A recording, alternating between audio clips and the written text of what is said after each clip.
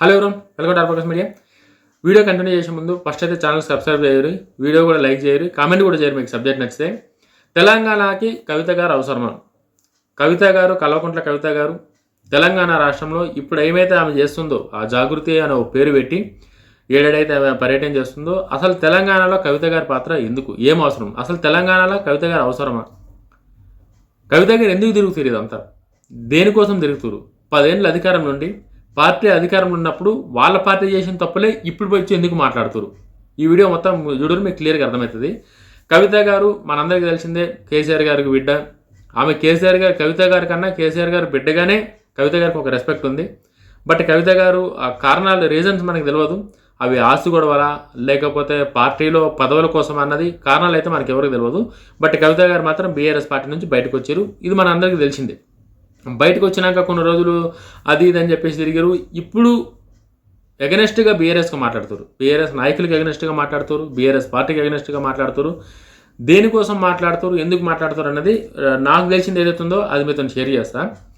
కవిత గారు నిజంగానే బీఆర్ఎస్ విధి విధానాలు, బీఆర్ఎస్ పార్టీ నాయకులు తప్పులు చేసి ఉంటే కవిత గారు అధికారంలో ఉన్నప్పుడే వాటన్నింటినీ నిలదీయాలి. నిజంగా ఆమె కనుక విశ్వసనీయత కనుక ఉంటే కవిత గారికి తెలంగాణ ప్రజల మీద కానీ తెలంగాణ రాష్ట్రం మీద అభిమానం కానీ విశ్వసనీయత కానీ ఉంటే, కవిత గారు అధికారంలో ఉన్నా సరే కూడా నాకు అధికారంతో సంబంధం లేదు, నాకు తెలంగాణ ప్రయోజనాలు ముఖ్యం, రాష్ట్ర ప్రజల అభివృద్ధి ముఖ్యం అని చెప్పేసి కవిత గారు అప్పుడు బయటకు వచ్చి ఉంటే కవిత గారికి ఒక రెస్పెక్ట్, కవిత గారు చేస్తున్న ఈ పర్యటనలు ఏవైతే ఉన్నాయో వీటన్నిటికీ ఒక పర్పస్ ఉంటుంది.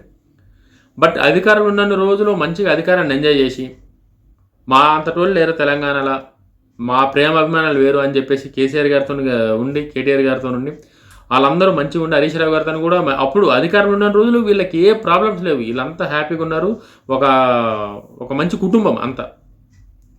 ఎప్పుడైతే అధికారం పోయిందో, కేసీఆర్ గారు ఎప్పుడైతే ఓడిపోయారో అప్పుడు వీళ్ళకున్న మరి ఆస్తుల కోసం కొట్లాడుతురా, లేకపోతే పార్టీలో పదవుల కోసం కొట్లాడుతురా, లేకపోతే పార్టీలో ఆధిపత్యం కోసం కొట్లాడుతురా అన్నది తెలియదు. కానీ పార్టీలకైతే ఆమె బయటికి పోయింది. ఆ తర్వాత జరిగిన పరిణామాలన్నీ మనకు ఒకటొకటి తెలుసు. అసలు కవిత గారు పార్టీకి బయటికి పోనీకే, కవిత గారిని లైట్ తీసుకునేకే ముఖ్య కారణం ఏందని చెప్పేసి నేను అనుకుంటున్నానంటే, లిక్కర్ స్కామ్ ఏదైతే ఉందో, లిక్కర్ స్కామ్ చాలా ఇంపాక్ట్ చూపించింది బీఆర్ఎస్ పార్టీ ఓడిపోనీకి అన్నది ఒక రీజన్. అంటే ఈ కేసీఆర్ గారు వీళ్ళ మీద వాళ్ళు అది కబ్జా చేసారు, ఇది కబ్జా చేసారు, ఇష్టానుసారంగా వీళ్ళ ఏదో తెలంగాణ వీళ్ళ సొంత జాగిర్లో బిహేవ్ చేస్తారు, ఈ ఆరోపణలన్నీ ఇవి ఓకే, ఇవి ఇంకో వీడియోలో మాట్లాడుకుందాం. బట్ కవిత గారి విషయానికి వస్తే ఇన్ని రోజులు ఆమె జైల్లో ఉండి కేసీఆర్ గారి బిడ్డగా ఆమె చేసిన ఈ లిక్కర్ స్కామ్ ఏదైతే ఉందో చాలా కోట్లు ఆమె వెనకేసుకుంది లిక్కర్ స్కామ్లు అని చెప్పేసి, దానివల్లనే ఈరోజు బీఆర్ఎస్ పార్టీ ఓడిపోయే పరిస్థితికి వచ్చిందని చెప్పి బీఆర్ఎస్ పార్టీ కార్యకర్తలు వాళ్ళు మాట్లాడుతారు. ఇప్పుడు ఆమె లిక్కర్ రాని అది అని చెప్పేసి అనేక రకాలుగా కామెంట్లు చేస్తారు. వాటన్నింటికి కవిత గారు కూడా కౌంటర్ అట్లనే ఇస్తారు. ఆమె కూడా అట్లనే మాట్లాడుతుంది, ఆమె కూడా మాటల్లో పదును పెంచింది, గట్టిగా మాట్లాడుతుంది. ఇప్పుడు ఈ గట్టిగా మాట్లాడే ముచ్చటేదో అధికారం ఓకముందు కనుక మాట్లాడినుంటే కవిత గారు మాట్లాడడానికి ఖచ్చితంగా నేను కూడా సపోర్ట్ చేస్తుంటా. అరే కవిత గారు కరెక్ట్గా మాట్లాడుతారు, ఆమెకు చాలా ధైర్యం ఉంది, అధికారాన్ని కూడా పక్కన పెట్టేసి ఇవాళ ప్రజల కోసం మాట్లాడుతుంది, ఆమె వాస్తవాలు మాట్లాడుతుందని చెప్పేసి నేను కూడా ఆమెకు పాజిటివ్గానే మాట్లాడుతుండే. బట్ ఆమె ఏం చేయలే. ఆమె అధికారం అంతా మంచిగా ఎంజాయ్ చేసి అధికారంలో ఏమేమి చేయాలో అన్నీ చేసుకురు. అంటే జనరల్గా ఉంటుంది కాబట్టి అధికారంలో ఏమేమి చేయాలో, ఎంత కూడా పెట్టుకోవాలి, ఎట్లా సంపాదించుకోవాలి బిజినెస్, ఎందుకంటే అధికారం వాళ్ళ చేతిలో ఉంది కాబట్టి వాళ్ళు ఏం చేసేసారు కూడా వాళ్ళకి అప్రూవల్స్ అవన్నీ వస్తాయి. అప్పుడు వాళ్ళు కంపెనీలు పెట్టుకోవచ్చు, ఏదైనా చేసుకోవచ్చు అధికారం ఉన్నప్పుడు. అవన్నీ అయిపోయినాక ఇప్పుడు అధికారం కోల్పోయినాక ఇప్పుడు వచ్చి పర్యటనలు చేసి జాగృతి అని చెప్పి ఒక పేరు పెట్టి ఎవరికి అవసరం ఆ జాగృతి, ఎవరి కోసం చేస్తుందని? బీసీల కోసం అని చెప్పేసి ఆమె కొట్లాడుతుంది. అవన్నీ ఏడికిపోయినాయి. మరి అధికారంలో ఉన్నప్పుడు ఏమో ఏడికిపోయినాయి. మీ నాయనే కదా సీఎం, కవిత గారు కేసీఆర్ గారే సీఎం, కేటీఆర్ గారే మంత్రి, హరీష్ రావు గారే మంత్రి. అంతా అధికారంలో ఉన్నప్పుడు చేయలేని పని ఇప్పుడు ఈ జాగృతి అని పేరు పెట్టి ఏం చేద్దామని చెప్పి, ఎవరిని మభ్య పెడదామని చెప్పి, అంటే తెలంగాణ ప్రజలకి ఏం చేసినా సరే కూడా వాళ్ళు చూస్తారు అన్నకాడికా, లేకపోతే వాళ్ళు ఏం చేసినా నమ్ముతారు అన్నకాడికా? అసలు కవిత గారితోనే తెలంగాణలో ఏమవుతుంది? ఆమె రాజకీయంగా కవిత గారు ఎవరిని నష్టపరచడానికి ఇవన్నీ చేస్తుంది? కవిత గారు బాధ ఏంది అసలు అన్నది ప్రశ్న. ఇప్పుడు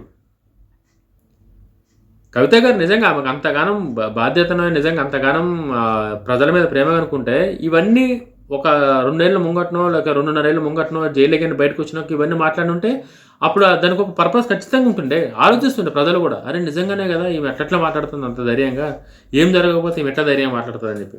ఒకవేళ కేసీఆర్ గారు మూడోసారి కనుక అధికారంలోకి వస్తుంటే ఈ పంచాయతీలు ఏమి ఉండకపోతుంది. ఖచ్చితంగా ఈ పంచాయతీలు ఏమి ఉండకపోతుంది. కేసీఆర్ గారు ఓడిపోవడం, కేసీఆర్ గారు నాకు తెలిసి బయటికి రాకపోయిన కారణం కూడా కవిత గారు అనుకుంటా. నాకు అనిపిస్తుంది అట్లా.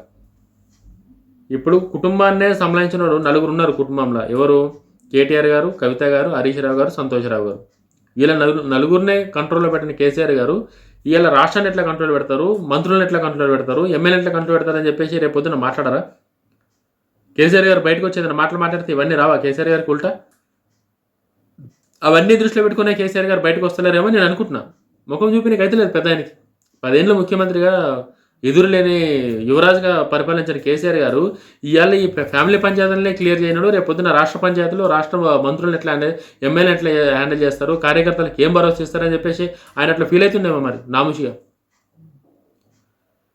కవిత గారు సబ్జెక్టు మాట్లాడకుండా, ఆమె ఎజెండా ఏందో చెప్పకుండా, జాగృతి అని చెప్పి ఒక పేరు పెట్టి ఏదైనా సరే ప్రతి ఒక్క దానిలో మధ్యలోకి పోయి అక్కడ ధర్నాలు చేసుడు, ఇవి చేసుడు, ఇవన్నీ చేస్తారు కవిత గారు.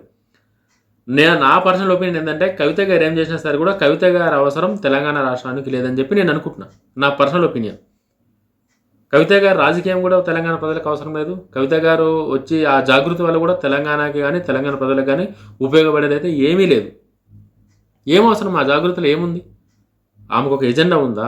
లేకపోతే ఆమె వీళ్ళ కోసం నేను కొట్లాడుతున్నా అని చెప్పేసి అని అంటుందా? ఏం లేదు. ఆమె ప్రతి ఒక్క దానిలో ఏదో నేను ఒక ఆమెను ఉన్నా అని చెప్పేసి ఆ జాగృతి పేరు పెట్టుకొని ఆమె ఏమేమో ప్రయత్నాలు చేస్తుంది ఆమె. బట్ దేనికోసం చేస్తుంది? దానివల్ల ఎవరికి నష్టం చేకూరుతుంది, ఎవరికి లాభం అన్నది ఏం లేదు. కొన్ని ప్రజలకు ఏమైనా ఉపయోగం ఉందంటే ప్రజలకు ఏమైనా ఉపయోగం అది కూడా లేదు. ఆమెకున్న ఇమేజ్తోని ఆమె ఇంకా రాజకీయంగా గట్టిగా ఏదేమనుకుంటుందా, లేకపోతే ఫస్ట్ ఇవన్నీ ఇట్లా పర్యటనలు చేసి ఎలక్షన్ టైంకి ఏమైనా డిసిజన్ తీసుకుని వేరే పార్టీలోకి పోదాం అనుకుంటుందా? అది ఏది క్లారిటీ లేదు. బట్ ఆమె మాత్రం తిరుగుతుంది. నేనేమనుకుంటున్నానంటే కవిత గారు అవసరం తెలంగాణ ప్రజలకి, తెలంగాణ రాష్ట్రానికి, తెలంగాణ రాజకీయాలకి అవసరం లేదు. కవిత గారు అట్లనే ఇప్పుడు బీఆర్ఎస్ పార్టీలో లేరు కాబట్టి ఇంకా అంటే రాజకీయాల్లో ఉండొద్దు అని చెప్పేసి అయితే నేను మాట్లాడాను. ఎవరి పర్సనల్ ఒపీనియన్ అనేది, ఎవరి పర్సనల్ ఇంట్రెస్ట్ అనేది, ఎవరన్నా రాజకీయాలు ఉండొచ్చు. బట్ ఏ పర్పస్ మీద ఉన్నది ఇంపార్టెంట్. ఇప్పుడు ఒక పార్టీ, ఒక నాయకుడు, ఒక నాయకురాలు ఉన్నారంటే వాళ్ళు దేనికోసం ఉన్నారనేది వాళ్ళకన్నా తెలవాలి. ఫస్ట్ ప్రజలకు తెలిసినా తెలియకుండా, ప్రజలకు అర్థమైనా కాకుండా అట్లీస్ట్ వాళ్ళకన్నా అర్థం కావాలి కదా. ఈ పర్పస్ మీద మేము ఆ పార్టీ ఉంది, ఈ ఎజెండా మీద నేను కొట్లాడుతున్నా అని చెప్పి. ఒకవేళ ఆ ఎజెండా మీదనే జెన్యున్గా కవిత గారు కొట్లాడుతున్నారంటే అది అధికారంలో ఉన్నప్పుడు చేయాల్సిన పనులన్నీ అప్పుడు చేయకుండా ఇప్పుడు చెంది కొట్లాడుతారు.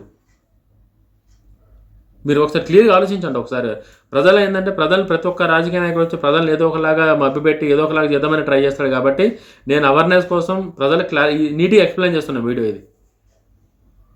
ప్రజల మీద ప్రేమ, ప్రజల మీద అభిమానం ఉండుంటే ఆ అభిమానం లాగానే చేయాలి కదా. అవన్నీ అధికారంలో ఉన్నప్పుడు చేయాలి కదా. అధికారంలో అవన్నీ ఉన్నప్పుడు, అధికారం ఉన్నప్పుడు చేయాల్సిన పవరు, చేయాల్సిన ఇది ఉన్నప్పుడు చేయకుండా ఇప్పుడు వీళ్ళు వచ్చి నేను వాళ్ళ కోసం నిలబడతా, వీళ్ళ కోసం నిలబడతా, నేను అది చేస్తా ఇది చేస్తా అంటే దీన్ని ఏమనాలో నాకైతే అర్థమవుతలేదు.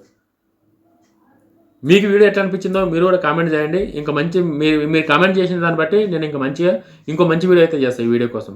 ప్రజెంట్ అయితే మాత్రం కవిత గారు అవసరం తెలంగాణ రాష్ట్రానికి, తెలంగాణ ప్రజలకు లేదని చెప్పి నేను అనుకుంటున్నా. మీ ఒపీనియన్ ఏందో కామెంట్ చేయండి. జై హింద్. ఛానల్ కూడా సబ్స్క్రైబ్ చేసుకోండి.